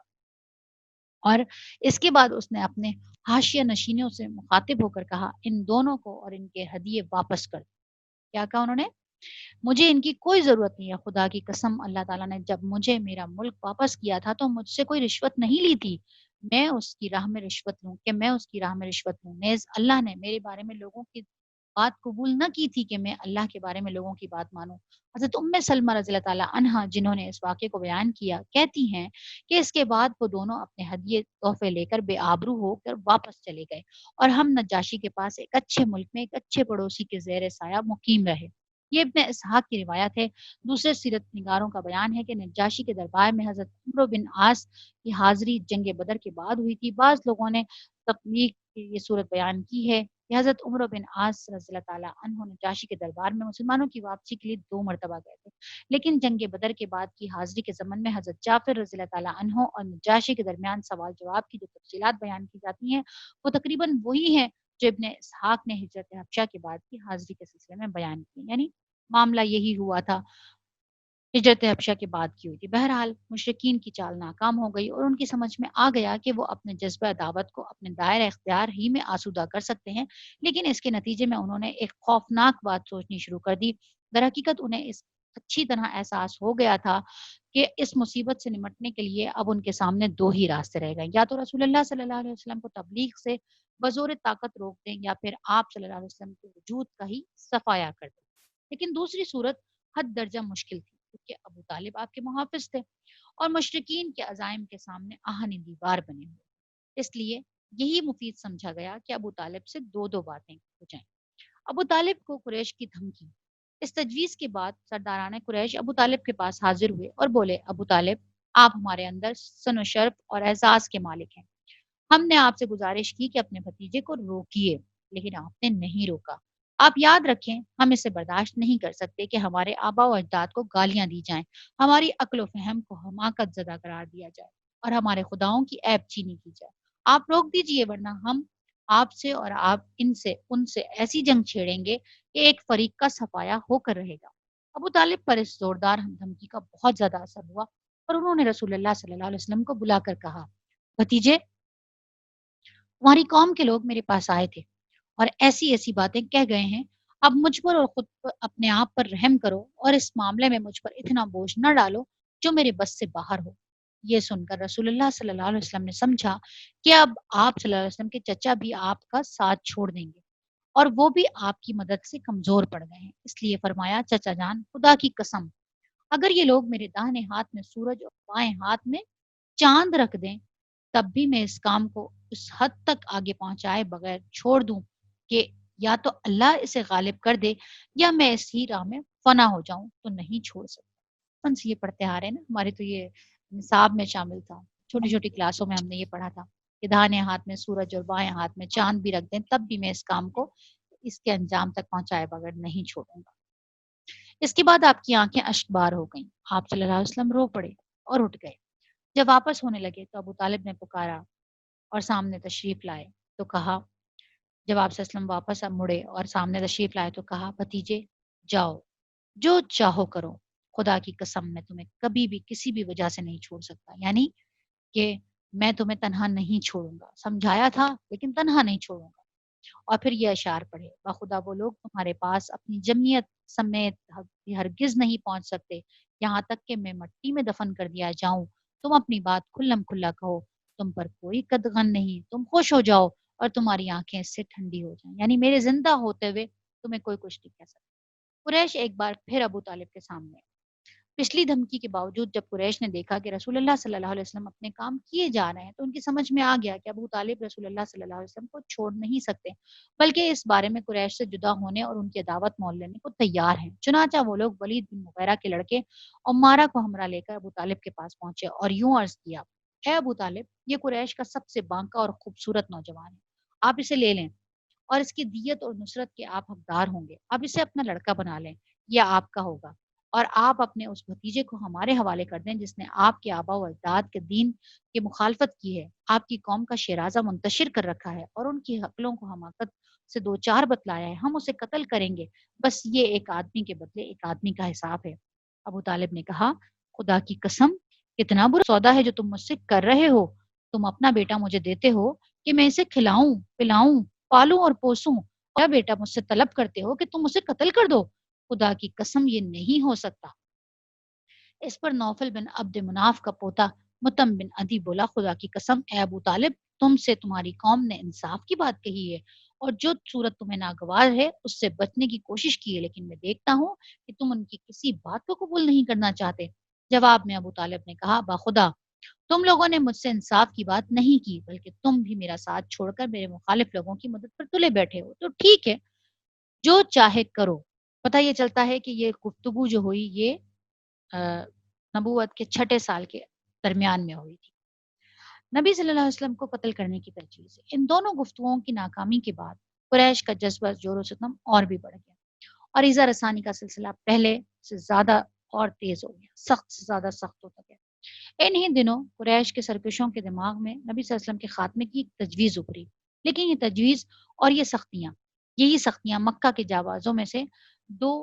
ناروا روزگار سرفروشوں یعنی حضرت حمزہ بن عبد المطلب رضی اللہ تعالیٰ عنہ اور حضرت عمر بن خطاب رضی اللہ تعالیٰ عنہ کے اسلام لانے اور ان کے ذریعے اسلام کو تقویت پہنچانے کا سبب بن گئی۔ جور و جفا کے سلسلے دراز کے ایک دو نمونے یہ بھی ہیں کہ ایک روز ابو لہب کا بیٹا عتیبہ رسول اللہ صلی اللہ علیہ وسلم کے پاس آیا اور بولا، میں والنجم اذا ہوا ثم دنا فتدلی کے ساتھ کفر کرتا ہوں، یعنی ایک آیت پڑھی سورہ نجم کی اور اس کے ساتھ کیا کہا کہ میں اس کے ساتھ کفر کرتا ہوں۔ اس کے بعد وہ آپ صلی اللہ علیہ وسلم پر ایزا رسانی کے ساتھ مسلط ہو گیا، آپ کا کرتا پھاڑ دیا، مائک اپنا بند کر لیں، اور آپ صلی اللہ علیہ وسلم کے چہرے پر تھوک دیا، اگرچہ تھوک آپ پر نہ پڑا۔ اسی موقع پر نبی صلی اللہ علیہ وسلم نے بددعا کی کہ اے اللہ، اس پر اپنے کتوں میں سے کوئی کتا مسلط کر دے۔ نبی صلی اللہ علیہ وسلم کی یہ بددعا قبول ہوئی، چنانچہ عتبہ ایک بار قریش کے لوگوں کے ہمراہ سفر میں گیا۔ جب انہوں نے ملک شام کے مقام زرقہ میں پڑاؤ ڈالا تو رات کے وقت شیر نے ان کا چکر لگایا۔ عتبہ نے دیکھتے ہی کہا، ہائے میری تباہی، یہ خدا کی قسم مجھے کھا جائے گا، جیسا کہ محمد صلی اللہ علیہ وسلم نے مجھ پر بددعا کی ہے۔ دیکھو میں شام میں ہوں، لیکن اس نے مکہ میں رہتے ہوئے مجھے مار ڈالا۔ احتیاطاً لوگوں نے عتبہ کو اپنے اور جانوروں کے گھیرے کے بیچوں بیچ سلایا، لیکن رات کو شیر سب کو پھلانگتا ہوا سیدھا عتبہ کے پاس پہنچا اور سر پکڑ کر اس کو بھنبوڑ ڈالا۔ ایک بار عقبہ بن ابی معیط نے رسول اللہ صلی اللہ علیہ وسلم کی گردن حالت سجدہ میں اس زور سے روندی کہ معلوم ہوتا تھا دونوں آنکھیں نکل آئیں گی۔ ابن اسحاق کی ایک طویل روایت بھی قریش کے سرکشوں کے اس ارادے پر روشنی پڑتی ہے، یعنی اس روایت سے بھی پتہ چلتا ہے کہ وہ لوگ نبی صلی اللہ علیہ وسلم کے خاتمے کے کس طرح کتنے اس میں تھے کہ وہ بس چاہتے تھے کہ کسی طرح ختم کر دیں۔ چنانچہ اس روایت میں بیان کیا گیا ہے کہ ایک بار ابو جہل نے کہا، برادران قریش، آپ دیکھتے ہیں کہ میں محمد صلی اللہ علیہ وسلم ہمارے دین کی عیب چینی، ہمارے آباء و اجداد کی بدخوئی، ہماری عقلوں کی تخفیف اور ہمارے معبودوں کی تذلیل سے باز نہیں آتا، اس لیے میں اللہ سے عہد کر رہا ہوں کہ ایک بہت بھاری اور بمشکل اٹھنے والا پتھر لے کر بیٹھوں گا اور جب وہ سجدہ کرے گا تو اسی پتھر سے اس کا سر کچل دوں گا۔ اب اس کے بعد چاہے تم لوگ مجھ کو بے یار و مددگار چھوڑ دو، چاہے تو میری حفاظت کرو، اور بنو عبد مناف کے بھی اس کے بعد جو جی چاہیں کریں۔ لوگوں نے کہا، نہیں واللہ، ہم تمہیں کبھی کسی معاملے میں بھی بے یار و مددگار نہیں چھوڑ سکتے، تم جو کرنا چاہتے ہو کر گزرو۔ صبح ہوئی تو ابو جہل ویسا ہی ایک پتھر لے کر رسول اللہ صلی اللہ علیہ وسلم کے انتظار میں بیٹھ گیا۔ رسول اللہ صلی اللہ علیہ وآلہ وسلم حسب دستور تشریف لائے اور کھڑے ہو کر نماز پڑھنے لگے۔ قریب بھی قریش بھی اپنی اپنی مجلسوں میں آ چکے تھے اور ابو جہل کی کاروائی دیکھنے کے منتظر تھے۔ جب رسول اللہ صلی اللہ علیہ وسلم سجدے میں تشریف لے گئے تو ابو جہل نے پتھر اٹھایا، پھر آپ کی جانب بڑھا، لیکن جب قریب پہنچا تو شکست خوردہ حالت میں واپس بھاگا اور اس کا رنگ فک تھا اور وہ اس قدر مرعوب تھا کہ اس کے دونوں ہاتھ پتھر پر چپک کر رہ گئے اور وہ بمشکل ہاتھ سے پتھر پھینک سکا۔ ادھر قریش کے کچھ لوگ اٹھ کر اس کے پاس آئے اور کہنے لگے، ابو الحکم تمہیں کیا ہو گیا ہے؟ اس نے کہا، میں نے رات جو بات کہی تھی وہی کرنے جا رہا تھا، لیکن جب اس کے قریب پہنچا تو ایک اونٹ آڑے آ گیا۔ باخدا میں نے کبھی کسی اونٹ کی ویسی کھوپڑی، ویسی گردن، ویسے دانت دیکھے ہی نہیں، وہ مجھے کھا جانا چاہتا تھا۔ ابن اسحاق کہتے ہیں مجھے بتایا گیا کہ رسول اللہ صلی اللہ علیہ وسلم نے فرمایا یہ جبریل علیہ السلام تھے، یعنی حضرت جبریل علیہ السلام اس شکل میں آئے کہ وہ ابو جہل کو خوفزدہ کر رہے، اور اگر انہوں نے اللہ کے رسول نے فرمایا کہ اگر ابو جہل قریب آتا تو وہ اسے پکڑ لے۔ اس کے بعد ابو جہل نے رسول اللہ صلی اللہ علیہ وسلم کے خلاف ایسی حرکت کی جو حضرت حمزہ رضی اللہ تعالیٰ عنہ کے اسلام لانے کا سبب بن گئی۔ جہاں تک قریش کے بعد دوسرے بدماشوں کا تعلق ہے تو ان کے دلوں میں بھی نبی صلی اللہ علیہ وسلم کے خاتمے کا خیال برابر پک رہا تھا۔ چنانچہ حضرت عبداللہ بن عمر بن عاص سے ابن اسحاق نے ان کا یہ بیان نقل کیا ہے کہ ایک بار مشرکین حتیم میں جمع تھے، میں بھی موجود تھا۔ مشرکین نے رسول اللہ صلی اللہ علیہ وسلم کا ذکر چھیڑا اور کہنے لگے، اس شخص کے معاملے میں ہم نے جیسا صبر کیا ہے اس کی مثال نہیں، در حقیقت ہم نے اس کے معاملے میں بہت ہی بڑی بات پر صبر کیا۔ یہ گفتگو چل رہی تھی کہ رسول اللہ صلی اللہ علیہ وسلم نمودار ہو گئے۔ آپ صلی اللہ علیہ وسلم نے تشریف لا کر پہلے حجر اسود کو چوما، پھر طواف کرتے ہوئے مشرکین کے پاس سے گزرے، انہوں نے کچھ کہہ کر تانا زنی کی جس کا اثر میں نے آپ صلی اللہ علیہ وسلم کے چہرے پر دیکھا۔ اس کے بعد جب دوبارہ آپ صلی اللہ علیہ وسلم کا گزر ہوا تو مشرکین نے پھر اسی طرح کی لان تان کی، میں نے اس کا بھی اثر آپ کے چہرے پر دیکھا۔ اس کے بعد آپ صلی اللہ علیہ وسلم سہبار گزرے، یعنی تیسری مرتبہ گزرے، تو مشرکین نے آپ صلی اللہ علیہ وسلم پر لان تان کی۔ اب کی بار آپ صلی اللہ علیہ وسلم ٹھہر گئے اور فرمایا، قریش کے لوگوں سن رہے ہو؟ اس ذات کی قسم جس کے ہاتھ میں میری جان ہے، میں تمہارے پاس تمہارے قتل اور ذبح کا حکم لے کر آیا ہوں۔ آپ صلی اللہ علیہ وسلم کے اس ارشاد نے لوگوں کو پکڑ لیا، ان پر ایسا سخت طاری ہوا کہ گویا ہر آدمی کے سر پر چڑیا ہے، یہاں تک کہ جو آپ صلی اللہ علیہ وسلم پر سب سے زیادہ سخت آدمی تھا وہ بھی بہتر سے بہتر الفاظ جو پا سکتا تھا اس کے ذریعے آپ صلی اللہ علیہ وسلم کی سے طلبگار رحمت ہوتے ہوئے کہنے لگا، ابو القاسم واپس جائیے، خدا کی قسم آپ صلی اللہ علیہ وسلم کبھی بھی نادان نہ تھے۔ دوسرے دن قریش پھر اسی طرح جمع ہو کر آپ صلی اللہ علیہ وسلم کا ذکر کر رہے تھے کہ آپ نمودار ہو گئے۔ دیکھتے ہی سب یکجان ہو کر ایک آدمی کی طرح آپ صلی اللہ علیہ وسلم آپ پر پل پڑے اور آپ صلی اللہ علیہ وسلم کو گھیر لیا۔ پھر میں نے ایک آدمی کو دیکھا، اس نے گلے کے پاس سے آپ صلی اللہ علیہ وسلم کی چادر پکڑ لی اور بل دینے لگا۔ ابو بکر رضی اللہ تعالیٰ عنہ آپ کے بچاؤ میں لگ گئے، وہ روتے جاتے تھے اور کہتے جاتے تھے، کیا تم لوگ ایک آدمی کو اس لیے قتل کر رہے ہو کہ وہ کہتا ہے کہ میرا رب اللہ ہے؟ اس کے بعد وہ لوگ آپ صلی اللہ علیہ وسلم کو چھوڑ کر پلٹ گئے۔ عبداللہ بن عمرو بن عاص کہتے ہیں یہ سب سے سخت ترین ایذا رسانی تھی جو میں نے قریش کو کبھی کرتے ہوئے دیکھی، یعنی اللہ کے رسول کی گردن انہوں نے اس چادر کے ساتھ موڑنا شروع کر دی کہ ہم ان کو جان سے مار دیں گے، نعوذ باللہ۔ صحیح بخاری میں حضرت عروہ بن زبیر رضی اللہ تعالیٰ عنہ کا بیان ہے، ان سے مروی ہے کہ میں نے عبداللہ بن عمرو بن عاص رضی اللہ تعالیٰ عنہما سے یہ سوال کیا کہ مشرکین نے نبی صلی اللہ علیہ وسلم کے ساتھ جو سب سے سخت ترین بدسلوکی کی، آپ مجھے اس کی تفصیل بتائیے۔ تو انہوں نے کہا، نبی صلی اللہ علیہ وسلم خانہ کعبہ کے پاس حتیم میں نماز پڑھ رہے تھے کہ عقبہ بن ابی معیط آ گیا، اس نے آتے ہی اپنا کپڑا آپ کی گردن پر ڈال کر نہایت سختی سے آپ کا گلا گھونٹا۔ اتنے میں ابو بکر رضی اللہ تعالیٰ عنہ آ پہنچے اور انہوں نے اس کے دونوں کاندھوں سے پکڑ کر دھکا دیا اور اسے نبی صلی اللہ علیہ وسلم سے دور کرتے ہوئے فرمایا، تم لوگ ایک آدمی کو اس لیے قتل کرنا چاہتے ہو کہ وہ کہتا ہے میرا رب اللہ ہے؟ حضرت اسماء رضی اللہ تعالیٰ عنہ کی روایت میں مزید تفصیل ہے کہ حضرت ابوبکر رضی اللہ تعالیٰ عنہ کے پاس یہ چیخ پہنچی کہ اپنے ساتھی کو بچاؤ، وہ جھٹ ہمارے پاس سے نکلے، ان کے سر پر 4 چوٹیاں تھیں، وہ یہ کہتے ہوئے گئے کہ تم لوگ ایک شخص کو محض اس لیے قتل کرنا چاہتے ہو کہ وہ کہتا ہے میرا رب اللہ ہے۔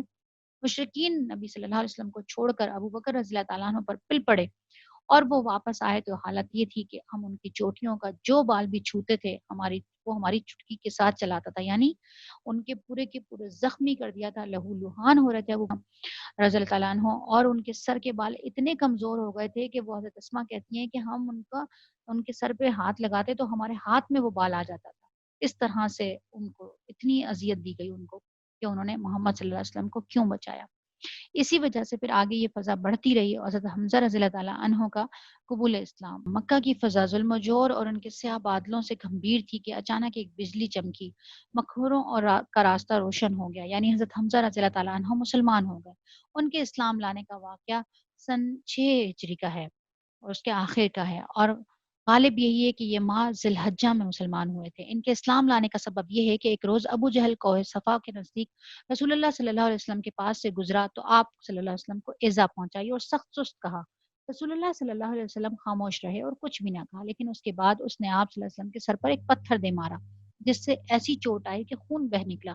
پھر وہ خانہ کعبہ کے پاس قریش کی مجلس میں جا بیٹھا. عبداللہ بن جدعان کی ایک لونڈی کوہ صفا پر واقع اپنے مکان سے یہ سارا منظر دیکھ رہی تھی. حضرت حمزہ رضی اللہ تعالیٰ عنہ کمان حمائل کرتے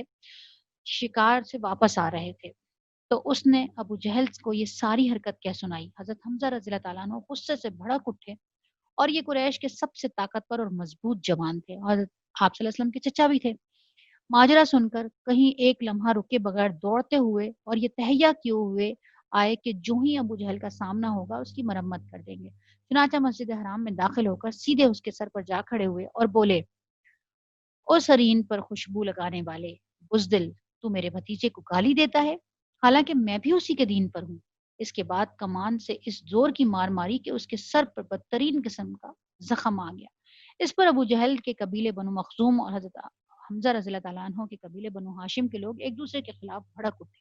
لیکن ابو جہل نے یہ کہہ کر انہیں خاموش کرا دیا کہ ابو عمارہ کو جانے دو، میں نے واقعی اس کے بھتیجے کو بہت بری گالی دی تھی. ابتداءً حضرت حمزہ رضی اللہ تعالیٰ عنہ کا اسلام محض اس حمیت کے طور پر تھا کہ ان کے عزیز کی توہین کیوں گئی، لیکن پھر اللہ نے ان کا سینہ کھول دیا اور انہوں نے اسلام کا کڑا مضبوطی سے تھام دیا، اور مسلمانوں نے ان کی وجہ سے بڑی عزت اور قوت محسوس کی. یہ دو آگے پیچھے اسلام قبول کیا تھا حضرت حمزہ نے، اور پھر ساتھ ہی حضرت عمر بھی اسلام اگلی کلاس میں پڑھیں گے کہ حضرت عمر نے بھی کیسے اسلام قبول کیا. ان دو کی وجہ سے اسلام کو بہت زیادہ قوت حاصل ہوئی، اور جو مسلمانوں پر ظلم اور جبر جو جاری اور ساری تھا ان کا، اس میں بہت کمی آئی تھی. تو انشاءاللہ تعالیٰ اگلی کلاس کے اندر پھر حضرت عمر کا اسلام بھی دیکھیں گے. لیکن یہ دیکھ لیں کہ اللہ کے رسول صلی اللہ علیہ وسلم نے ہم تک یہ اسلام پہنچانے کے لیے کیا کچھ سہا. جو آج کی کلاس تھی میرا خیال ہے کہ وہ بڑی کوئی ایسی کلاس تھی کہ جس کا اثر اللہ کرے کہ ہمارے دلوں پر بھی ہو، ہمارے ایمان پر بھی ہو، ہمارے اعمال پر بھی ہو. نظر آنا چاہیے کہ ہمیں پتہ چلے کہ یہ جو اسلام ہم تک پہنچا ہے یہ ایسے ہی نہیں پہنچ گیا. اس کے لیے بڑی اذیتیں اٹھائی گئی ہیں، بڑے دکھ سہے گئے ہیں، بڑی اذیتیں سہی گئی ہیں، تب کہیں جا کر یہ اسلام ہم تک پہنچا ہے. تو اللہ کرے کہ ہم اس کے اوپر ایسے ہی عمل کرنے والے ہوں اور اس کو ایسے ہی سمجھنے والے ہوں کہ جسے اللہ کے رسول صلی اللہ علیہ وسلم نے ہم تک پہنچایا، ہم اس کی قدر کرنے والے ہوں. ٹھیک ہے، انشاءاللہ تعالیٰ پھر اگلی کلاس پر ملتے ہیں. وآخر دعوانا الحمدللہ رب العالمین وصلی اللہ تعالیٰ علی خیر خلقہ واصحابہ اجمعین برحمتک یا ارحم الراحمین آمین. فعشقت كل حروف كتابك مهتدي ومقتدي بنبيك الآمين.